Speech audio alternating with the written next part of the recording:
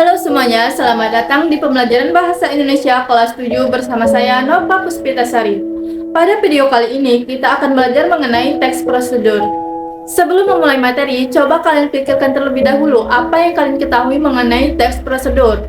Kemudian, mengapa penting mengetahui langkah-langkah yang benar dalam melakukan sesuatu. Dengan mengetahui langkah yang tepat, kita dapat melakukan suatu kegiatan dengan mudah dan mengurangi kesalahan. Tujuan pembelajaran kali ini adalah agar siswa dapat menjelaskan pengertian teks prosedur, mengidentifikasi ciri-ciri teks prosedur, dan menyusun teks prosedur sederhana dengan benar. Setelah mengetahui tujuan pembelajaran, sekarang kita akan masuk ke materi pertama, yaitu pengertian teks prosedur.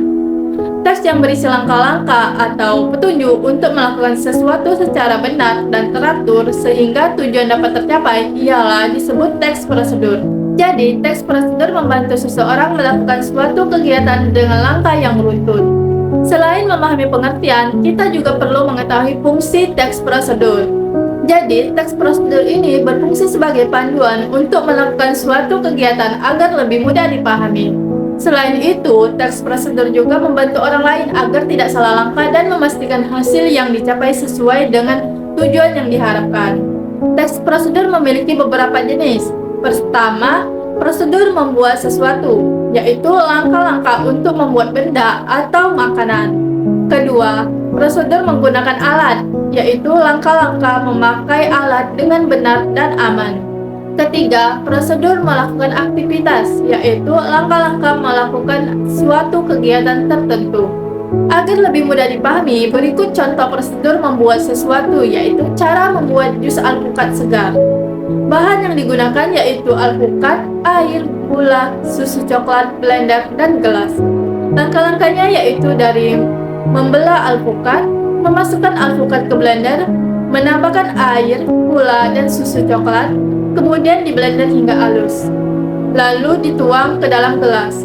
Setelah itu, jus alpukat siap diminum. Selanjutnya, contoh prosedur menggunakan alat ialah cara menyalakan komputer. Langkah pertama, pastikan komputer terhubung dengan listrik. Kemudian, tekan tombol power pada CPU dan monitor. Tunggu hingga komputer menyala dan proses loading selesai. Jika diperlukan, masukkan password. Setelah layar utama muncul, komputer siap digunakan. Gunakan komputer sesuai kebutuhan dengan hati-hati.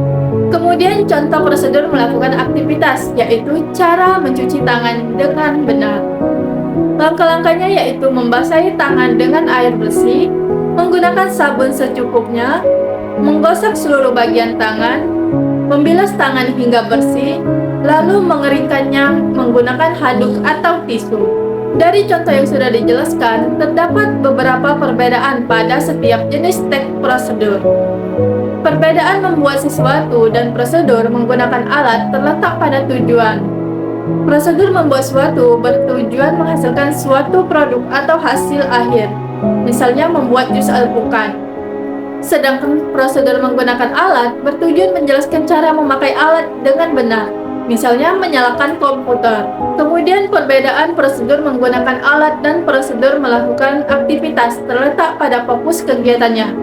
Prosedur menggunakan alat berfokus pada cara memakai alat, sedangkan prosedur melakukan aktivitas berfokus pada langkah melakukan suatu kegiatan tertentu, seperti mencuci tangan.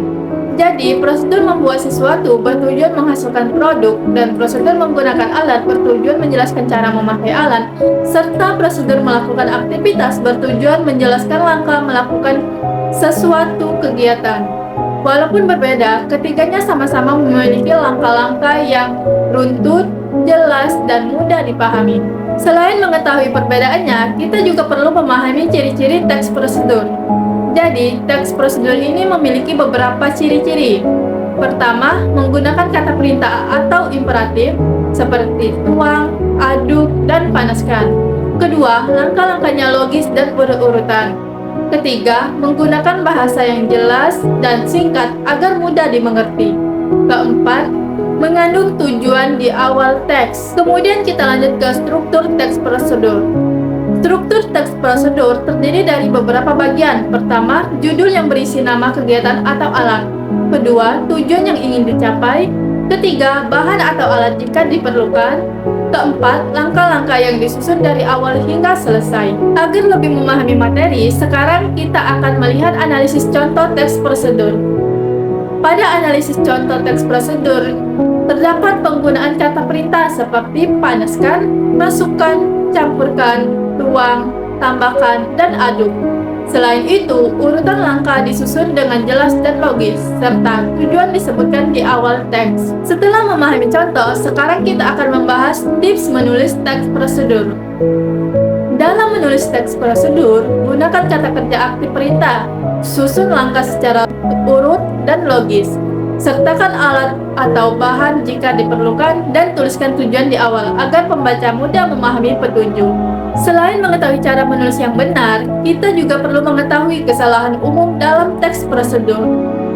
Ada beberapa kesalahan umum dalam menulis teks prosedur, yaitu langkah yang tidak berurutan, kata perintah yang tidak jelas, tujuan yang tidak dicantumkan, serta penggunaan bahasa yang terlalu panjang atau membingungkan. Dari seluruh pembahasan tadi, dapat disimpulkan bahwa teks prosedur adalah teks yang berisi langkah-langkah untuk melakukan suatu kegiatan secara runtut dan benar agar tujuan dapat tercapai. Teks prosedur berfungsi sebagai panduan agar seseorang dapat melakukan sesuatu dengan mudah dan tidak terjadi kesalahan. Jenis teks prosedur terdiri dari prosedur membuat sesuatu, menggunakan alat, dan melakukan aktivitas. Teks prosedur memiliki ciri menggunakan kata perintah, langkah yang logis dan berurutan, serta bahasa yang jelas dan singkat. Struktur teks prosedur meliputi judul, tujuan, bahan atau alat, dan langkah-langkah. Dalam analisis contoh teks prosedur, ditemukan penggunaan kata perintah, tujuan yang ditulis di awal, serta langkah-langkah yang tersusun secara jelas dan logis. Oleh karena itu, teks prosedur harus ditulis secara runtut dan mudah dipahami agar petunjuk dapat dilakukan dengan benar.